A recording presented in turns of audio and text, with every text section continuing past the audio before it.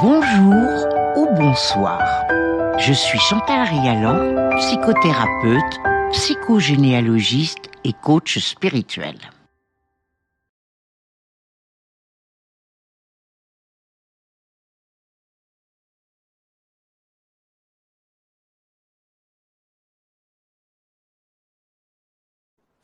Bonjour, nous nous retrouvons aujourd'hui sur le podcast de Chantal Rialan, Bienvenue sur Terre pour un nouvel épisode 2026, année 1. Bonjour Chantal. Bonjour Anne-Hélène, bonjour à vous tous et toutes. Nous allons parler de cette fameuse nouvelle année qui est nouvelle par son nombre, le nombre 1. C'est une année qui va être la première d'un cycle de 9 ans, donc c'est important. Et pour beaucoup de personnes, 2025, 2 plus 5, a été une année difficile. Bon, nous vivons un changement de société et cela nous affecte. Quand on voit ce qui se passe dans le monde, ça nous affecte forcément. Alors la bonne nouvelle quand même, c'est que 2025 est une année 9 qui signifie la fin d'un cycle.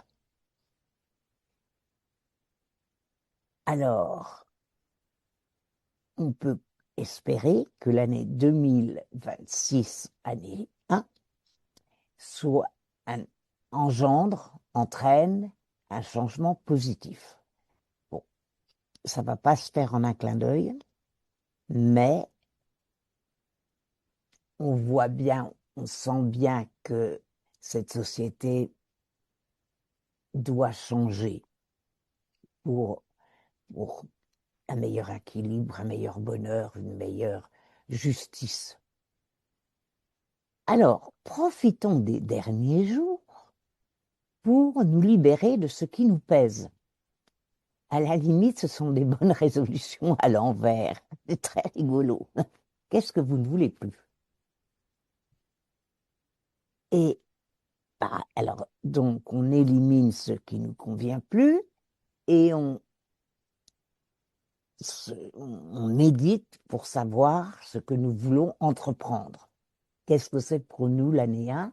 Qu'est-ce que nous voulons faire en année 1? Qu'est-ce que nous voulons être en année 1? C'est aussi important d'être que de faire. Et soyons ouverts à chaque jour qui va se présenter au fil de ces 365 jours. N'oublions pas que c'est ensemble que nous construisons un monde meilleur. Oui. Alors, cette année, privilégiez ce qui est nouveau.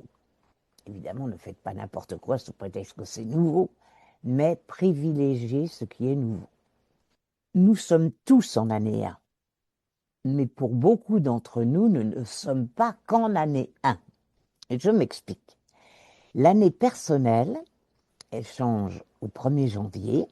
Il y en a qui la font changer fin octobre ou à l'anniversaire. Pour moi, elle change chaque année, en janvier, au 1er janvier. Et elle se calcule de la façon suivante. Votre jour de naissance, votre mois de naissance et l'année en cours. Alors, il y en a pour qui ce sera l'année 1. Ils ont toute leur vie la même énergie personnelle que les gens, que l'année cosmique. Bon. Ensuite, l'année 2, ceux qui sont en année 2, en addition encore une fois, le jour de naissance, le mois de naissance et l'année en cours, qui est une année 1. L'année 2, c'est une année qui nous invite à travailler notre féminité intérieure, notre sensibilité. Le 2, c'est un chiffre de féminin. D'ailleurs, nous avons un millénaire pour découvrir ce que c'est que la femme, parce que pour l'instant, on n'est pas encore tout à fait au point. Entre la sainte, la mère, la prostituée, on ne sait pas trop ce que c'est que la femme. Donc, l'année 2 nous invite à travailler notre femme intérieure, que nous soyons hommes, que nous soyons femmes. C'est une année aussi, il faut travailler le couple, si on est en couple ou si on rencontre quelqu'un. Donc, les gens qui espèrent rencontrer quelqu'un vont être contents s'ils ont une année 2. Et l'année cosmique pour tout le monde sera l'année prochaine, en année 2. Et une petite chose qui n'est pas très sympa en année 2, mais que je dis quand même, parce que quand on le sait, c'est beaucoup plus facile à vivre. L'année 2, c'est une année où on a des coups de cafard qu'on ne comprend pas. Tout d'un coup, on n'a pas le moral. Oui, mais le lendemain, on l'a le moral. C'est pour ça que je vous dis ça. Je ne suis pas du tout prophète de mauvais augure. Il faut savoir qu'en année 2, on a parfois des baisses de forme et que ça va s'arranger. Il n'y a pas de... Donc, patience, si vous ne vous sentez pas bien, ça ira beaucoup mieux demain. Voilà. L'année 3, je rappelle, on additionne le jour de naissance, le mois de naissance et l'année en cours, qui est une année 1. L'année 3, c'est une année de communication, d'ouverture, d'échange, de discussion, attention à ne pas s'éparpiller, parce qu'en année 3, on est intéressé par plein de choses. Mais c'est excellent pour communiquer, exprimer, écrire un livre, faire des conférences, etc., etc. Vous êtes en année 3? Je suis juste en train de calculer, Chantal, pour être honnête. Je suis en train de faire les petits calculs. Alors justement, j'en profite. Chantal, quand vous dites qu'il faut additionner notre jour de naissance, notre mois de naissance et l'année 2026, c'est bien ça? Oui, c'est bien ça. Mais moi, par exemple, je suis du 12 juin. Je dois faire 12 plus 6 plus 2026 ou c'est 1 plus 2 plus 6 plus les 2026? Vous pouvez faire les deux, mais c'est facile à calculer. 12, c'est 12 juin, Ouais, 12 juin. 3, et juin, ça fait 6. Bon, ça veut dire que vous avez les mêmes années personnelles que l'année universelle. Vous étiez en une année 9 cette année. Ouais, ok. Est-ce que vous avez eu l'impression de lâcher des choses, de changer, de terminer des projets, Oui. Moi, je suis très heureuse. J'ai terminé beaucoup de projets et j'ai réglé pas mal de choses que j'avais à régler. Je progresse, hein. Je travaille beaucoup quand même sur moi, donc je progresse, heureusement.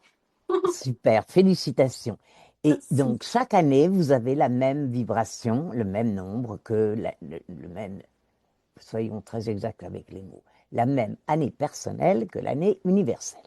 Voilà. D'accord. Et donc, l'année prochaine, vous allez être en année 1, parce que 3 plus 6, ça fait 9 plus 1. L'année personnelle, c'est simple à calculer, vous additionnez. Alors, là, je suis en train de donner les chemins personnels, hein, de l'année personnelle. L'année 4. Alors, l'année 4, c'est une année où on va beaucoup travailler. Le 4, c'est comme les 4 pieds d'une chaise, les 4 pieds d'une table. On s'organise, on structure, on range ses placards. Ça peut être une année qui est un peu lourde au niveau du travail. Il faut essayer quand même au milieu de tout ça de se donner un petit peu de détente. Mais c'est une excellente année pour restructurer, pour organiser, pour faire sa compta, pour se mettre le mieux possible dans la matière. Voilà. L'année 5, c'est une année très fun, l'année 5. On apprend beaucoup de choses et aussi on communique beaucoup de choses. On enseigne, on apprend, on voyage, on bouge. L'année 5, c'est une année ludique, c'est une année de plaisir de vivre. L'année 6. Alors, l'année 6, c'est une année où on va aimer l'harmonie, les responsabilités familiales. Attention de ne pas en faire trop. J'ai une amie qui est à chemin de vie pour toute sa vie, 6, et elle était en année 6 cette année-là. Elle a déménagé, elle avait une très grande maison. Ben, elle a entrepris de tout faire par elle-même, n'est-ce pas? Ce qui était énorme. Et puis le matin du déménagement, les déménageurs lui ont dit « Mais madame, on est obligé de défaire tous les cartons parce qu'autrement vous n'êtes pas assurée. » Eh oui, elle n'avait pas à prendre tout en charge. Et c'est très fréquent que les gens en année personnelle ou en chemin de vie 6 aient tendance à prendre trop de responsabilités, en faire trop. Mais c'est une année d'harmonie, c'est une année où le sus, il déteste les conflits. Il aime que tout soit fluide. Année 7. L'année 7, c'est une année où il ne faut pas sortir tous les soirs. Un jour, j'avais fait ça, je venais d'arriver ici, et j'avais le mari d'une amie qui voulait que je fasse son thème. Je ne parlais pas un mot d'anglais, donc l'amie est venue traduire, et je lui ai dit qu'il prenne soin de lui et qu'il ne sort pas tous les soirs. Je lui ai dit, cause toujours la petite française. Et il ne m'a pas écouté, c'est pas que je veuille qu'il m'écoute, c'était pas ça le problème, mais il aurait mieux fallu qu'il écoute parce que c'est les noms, j'y suis pour rien. Et le pauvre, il a eu un accident, il a été au lit pendant 6 mois. Oui. Donc, quand vous avez, dans une année 7, vous avez besoin de temps pour vous. C'est une année très fertile, c'est une année de réflexion, d'analyse, de créativité, d'écriture aussi, de créativité sous toute forme. Et c'est une année spirituelle. Quel est le sens de ma vie sur Terre? Pour ça qu'il ne faut pas sortir tous les soirs, parce qu'il faut avoir un petit peu de temps pour réfléchir à sa vie. Et très grande année de créativité. C'est une belle année, l'année 7. Ensuite, l'année 8. Vous savez, le 8, c'est quand il est debout, il est comme ça, mais quand il est infini, il est comme ça. Donc, le 8, c'est un nombre exigeant. Mais c'est un nombre... L'idéal en 8, c'est de maîtriser et l'argent et le pouvoir. Inutile de vous dire, c'est un vaste travail. Mais, et c'est une année idéale pour concrétiser. Vous voulez monter une société, c'est parfait. Vous voulez créer un commerce, c'est parfait. Vous voyez, c'est mettre l'esprit dans la matière. Et puis, l'année 9, on en a déjà parlé, c'est une année de fin de cycle où il faut terminer ce qu'on a entrepris et préparer le nouveau pour l'année d'après. Voilà.